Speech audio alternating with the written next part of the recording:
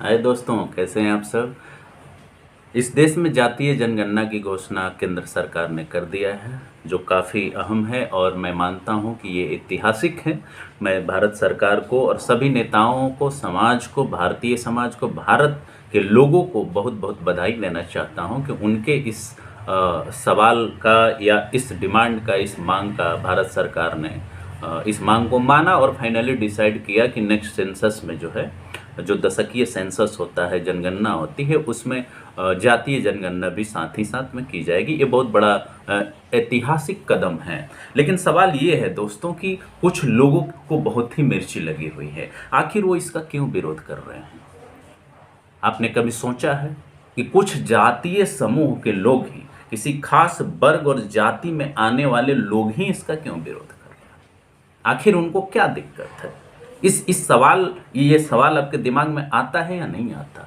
इस सवाल को समझना बड़ा जरूरी है। इस विरोध की प्रवृत्ति को और प्रकृति को, दोनों को समझना जरूरी है। कल तक जो लोग इसी जाति पर दंभ भरते थे, जो खुल करके कहते थे कि हम इस कुल में पैदा हुए हैं, हम इस कुल, इस जाति में आते हैं, वो इस बात का रिफ्लेक्शन था कि वो कितने विशेषाधिकार का एंजॉय कर रहे थे और करते हैं।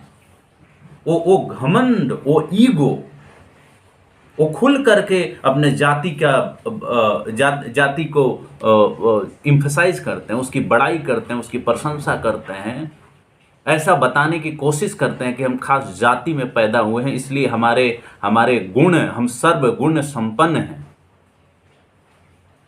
उनके अंदर सब चीज भरा हुआ है जो और बाकी किसी में नहीं है। ये जातीय सोच। और बाकी जगहों पर क्या कहेंगे कि हम तो जाति को मानते ही नहीं हैं, हम बड़े न्यायप्रिय हैं। एक तरफ न्यायप्रियता की बात और एक तरफ जातीय दंभ, घमंड।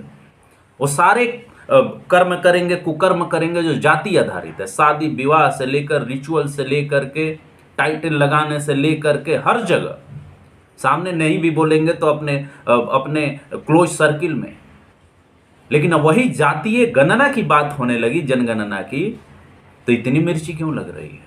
आखिर ये लोग हैं कौन? इस बात को समझने की जरूरत है, ये सवाल पूछने की जरूरत है। और हम अगले वीडियो में इस बात को आपके सामने ले करके आएंगे। हमारा वीडियो देखिए और उसको जानिए, समझिए। तो इसी के साथ दोस्तों, धन्यवाद, थैंक यू सो मच। जय हिंद, जय भारत, जय संविधान।